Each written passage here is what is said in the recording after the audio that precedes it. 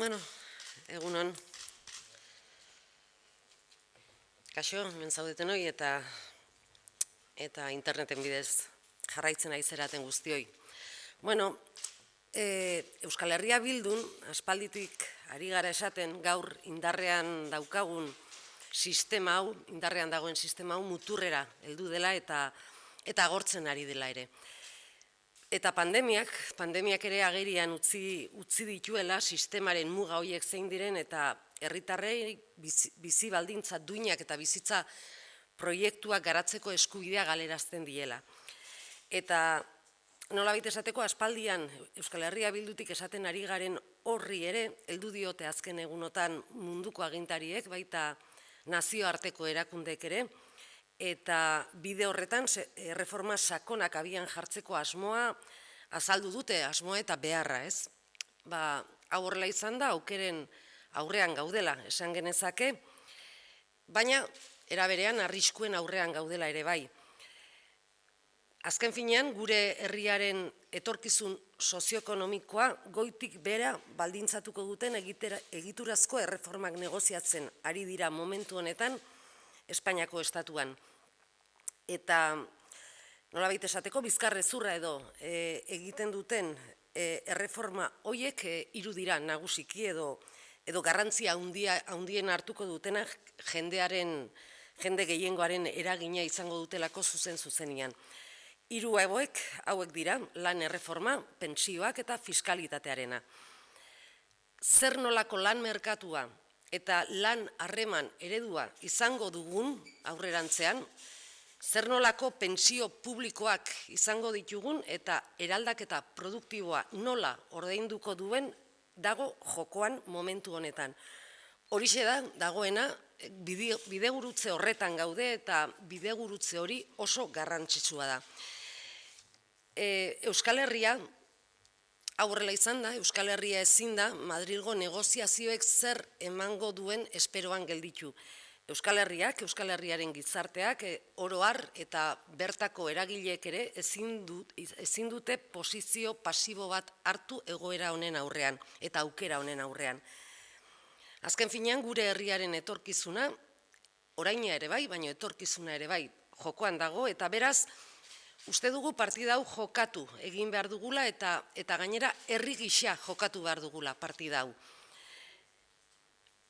Izan ere, guzti honen emaitza desberdina izango da, eraikitzen dugun indar harremanaren arabera. Eta Euskal Herrian, eta hau nik uste evidentea dela, Euskal Herrian beste inon baino gehiago, baldintza hobeagoak daude murrizketei aurre egin eta langileen eta herri sektoren mesedeko politiken alde egiteko. Ze uste dugu Euskal Herrian badagoela adostasun sozial zabal bat ondorengo eskaera hauen alde. Eta hiru multzotan laburbildu ditugu eskaera hauek. Herri honek azken urtetako lan erreforma osoki indargabetzea eskatzen du. Herri honek ere ez du pentsioen murrizketarik onartzen. Eta diseinatzen ari den fiskalitate eredu berriak ezin du gure burujabetza fiskalari eraso egin. Aitzitik, gure herriaren ezaugarri sozial eta ekonomikoen araberako fiskalitate progresiboan sakontzeko bideak ireki behar dituela uste dugu. Ahots batzu badaude, 2022 arte eztabaida hau atzeratzea mereziko lukeena esaten dutenak, ez da egokiena, inolaz ere. Orain, ireki behar dugu eztabaida hori. G7ak egiten ari da, egun hauetan entzun dugu eta ikusi dugu, eta Euskal Herriko 4 herrialdeetan ere eman egin behar da eztabaida hau.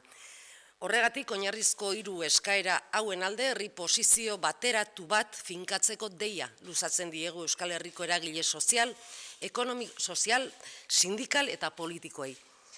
Euskal Herria Bilduk Espainiako Kongresuan dituen bozkak ez baitira aski, balantza hau langileen eta herri sektoren aldera ekartzeko.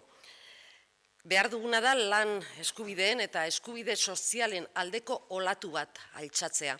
Altxatzeko momentua da gainera, eta uste dugu Euskal Herriak herri mandatu bat mai gaineratu behar duela datorren udazkenari begira. Azken asteotan esan dugun bezala, emandako hitza bete arazi behar zaie. Gure aldetik, Euskal Herria Bilduren aldetik, konpromisoa hartzen dugu herri mandatu hori Espainiako Kongresura eramateko.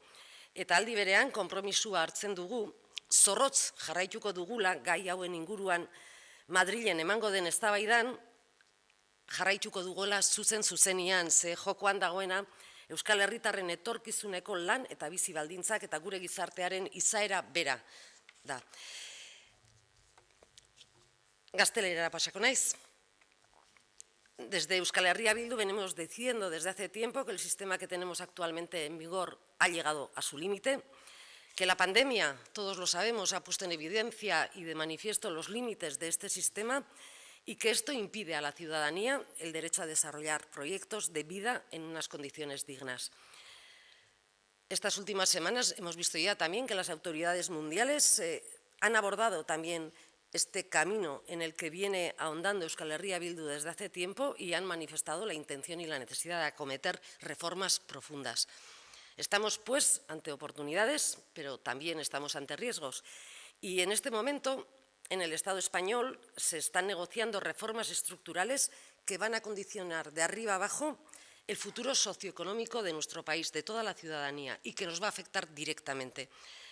Y estas reformas son tres, principalmente, por resumir, las más importantes y las más cruciales, porque van a modificar la vida de la ciudadanía. Son la reforma laboral, las pensiones y la fiscalidad. Y en este momento lo que está en juego es qué tipo de mercado de trabajo, qué modelo de relación laboral tendremos y qué pensiones públicas tendremos también y cómo se pagará la transformación productiva. Estamos en una encrucijada muy importante porque es el presente y el futuro de las generaciones venideras también lo que se va a determinar desde ahora mismo. Y creemos que ante esta situación nuestro país no puede permanecer a la espera de lo que puedan dar de sí las negociaciones que se entablen en Madrid. En Euskal Herria, la sociedad en general y los agentes sociales no pueden adoptar una posición pasiva ante esto, porque está en juego el futuro de nuestro pueblo y de los vascos y las vascas, y por lo tanto creemos que esta partida hay que jugarla y tenemos que jugarla como pueblo, con perspectiva de país. De hecho, el resultado va a ser diferente según la relación de fuerzas que se construya desde ahora. Y hay algo obvio, que es que en Euskal Herria estamos en las mejores condiciones, más que en ningún otro sitio, para hacer frente a una posible política o a unas posibles reformas de recortes y apostar por políticas en favor de los trabajadores y de los sectores populares. De hecho, en Euskal Herria hay un amplio consenso en torno a tres demandas. La primera es que las gentes de este país, su mayoría social, exigen la derogación completa de la reforma laboral de los últimos años. Las gentes de este país, de Euskal Herria, no aceptan recortes de pensiones. Y, en tercer lugar, el nuevo modelo de fiscalidad que se está diseñando no puede afectar a nuestra soberanía fiscal. Es más, incluso debe abrir vías para profundizar en la fiscalidad progresiva en función de las características sociales y económicas de nuestro país. Retrasar este debate hasta 2022 no es lo más adecuado. Este debate se tiene que abrir ya. Lo está haciendo incluso el G7 y también se tiene que dar aquí. Por esto hacemos hoy un llamamiento a los agentes sociales, sindicales y políticos de este país a acordar una posición de país en favor de estas tres demandas básicas, porque los 5 votos que tiene Euskal Herria Bildu en el Congreso de los Diputados no bastan para decantar la balanza hacia los trabajadores y los sectores populares. Y por eso creemos que es el momento de levantar una ola a favor de los derechos laborales y sociales, y porque este pueblo, esta mayoría aplastante que considera que no debe de haber recortes de derechos, tiene que trasladar su mensaje de una forma clara y nítida, de tal forma que sea un mandato popular incuestionable y que se resume en una idea que la hemos repetido estos últimos días. Ahora toca cumplir, tienen que cumplir con la palabra dada.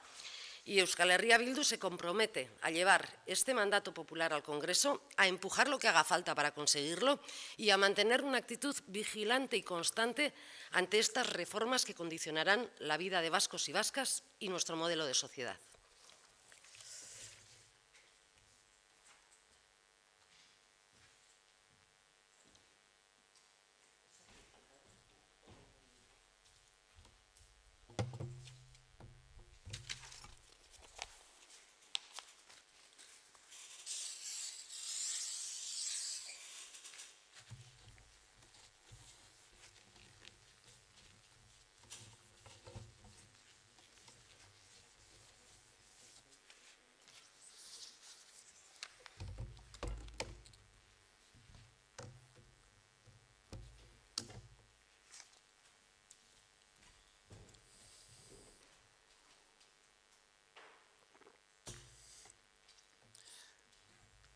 Bueno, Mertxek azaldu duen bezala, EH Bilduk uste du gure herrian badagoela aukerarik, badaukagula indar harremanik, herrialdearen etorkizuna markatuko duten egiturazko erreforma hauen aurrean jarrera bateratu bat hartzeko. Eta beharrezkoa dela jarrera bateratu hori hartzea. Gure herriaren funtsezko zutabeak direnak defendatzeko. Ezkerreko soberanismoa ez da besoak gurutzatuta geldituko aurkezten zaigun aukera honen aurrean, eta modu aktiboan jardungo dugu eta jarrera proposatzailea izango dugu. Jakinarazi nahi dizuegu, datozen egunetan, bilera erronda bat abiatuko dugula, herri honetako eragile ekonomiko eta sozialekin, besteak beste, pentsiodunekin, autonomoekin eta sindikatuekin. Gai hauez guztiez hitz egiteko. Uste dugu posible dela, beharrezkoa izateaz gain, herri honetan jarrera bateratu bat hartzea, Madrilen jokatuko diren partida hauen aurrean, herri gisa jokatzea. Eta hori da guk bilatuko duguna. Bestalde, bistakoa da, Mertxek esan duen bezala, aldaketa ekonomiko handien momentuan gaudela. G7ko munduko agintari handiek ere, sozietate zerga eraberritzeko erreforma bat adostu dute. Fiskalitatearen eztabaida irekita dago beraz, mundu mailan, Europan, estatu eta estatu Espainiarrean ere bai. Begibistan gelditu baita, inoiz ez bezala, zerbitzu publiko sendoak behar ditugula, aberastasuna banatu egin behar dela, eta eraldaketa produktibo sakon baten beharra dagoela, eta horri ekiteko garaia dela. Eraldaketa hortan, estatuak edo sektore publikoak lidergoa hartu behar duela. Garaipena ere bada, azken urteetan gutxi batzuok defendatu ditugun ideia hauek agenda politikoaren erdigunean ikustea. Eta Euskal Herria ezin da atzean gelditu fiskalitate berriaren inguruko eztabaida hontan. Orain da etxeko lanak egiteko garaia, berandu iritsi nahi ez badugu. EH Bilduren proposamenez, Nafarroan hildo honetan aurrera egiteko adostasuna badago, konpromisoa hartu da, eta ezin konta hala dira, Araba, Bizkaia eta Gipuzkoako batzar nagusitan eta Nafarroako parlamentuan gure ekimenez aurkeztu diren proposamenak zerga erreformarako. Ez dezagun aukera hau galtzen utzi, bakoitza duenaren arabera ematen duen aberastasunaren banaketa ezinbestekoa da, gure herrian ere bai. Horrela bakarrik eraiki ahal izango ditugulako kalitatezko zerbitzu publikoak eta finantzatu ahal izango dugulako ezinbestekoa den berreraikuntza ekonomikoa. Guztiok bizi proiektu duina garatu ahal izan dizagun eta inor atzean utz ez dezagun. Decía que, como ha explicado Merche, desde H. Bildu consideramos que en nuestro país se dan las condiciones para adoptar una posición conjunta ante las reformas estructurales que marcarán el futuro de este país. Es necesario adoptar una posición conjunta en defensa de los pilares fundamentales de nuestra sociedad y nuestro país. La izquierda soberanista vasca no se va a quedar de brazos cruzados ante esta oportunidad que se nos presenta y vamos a adoptar una posición propositiva y activa. En este sentido, os queremos anunciar que en las próximas fechas vamos a iniciar una ronda de reuniones con los agentes económicos y sociales del país, entre los que se encuentran pensionistas, autónomos y sindicatos, para hablar precisamente de todas estas cuestiones. Creemos que es posible, además de necesario, que en este país podamos adoptar una posición conjunta y defenderla como pueblo en Madrid. Eso es precisamente lo que pretende H. Bildu. Por otro lado, es evidente que vivimos un momento de grandes cambios económicos. Incluso los mandatarios del G7 abogan por una reforma del impuesto de sociedades. El debate sobre la necesidad de una nueva fiscalidad está abierto a nivel mundial, a nivel europeo y en el Estado español. Es hora de abrirlo también en Euskal Herria, porque se ha evidenciado, como nunca, la necesidad de servicios públicos robustos, del reparto de la riqueza y de la urgencia de una transformación del tejido productivo, la cual requiere del liderazgo del Estado o el sector público. Es una pequeña victoria que estas ideas, defendidas por muy pocas hasta hace muy poco, estén en el centro de la agenda política. El debate fiscal no se puede demorar por más tiempo en Euskal Herria. Ahora es el momento de hacer los deberes si no queremos llegar tarde. En Nafarroa, a propuesta de H. Bildu, se ha adoptado el compromiso de avanzar en esta senda. Y son innumerables las propuestas de reforma fiscal que ha realizado H. Bildu en las Juntas Generales de Bizkaia, Guipúzcoa y Áraba y en el Parlamento de Nafarroa. No dejemos pasar este tren, porque es imprescindible un reparto de la riqueza acorde a las posibilidades de cada cual. Solo así podremos disponer de servicios públicos robustos y financiar la reconstrucción económica en clave transformadora, y poder así facilitar proyectos de vida dignos sin dejar a nadie atrás. Besterik gabe, galderarik ez badago, eskerrik asko etortzearren eta hurrengo arte.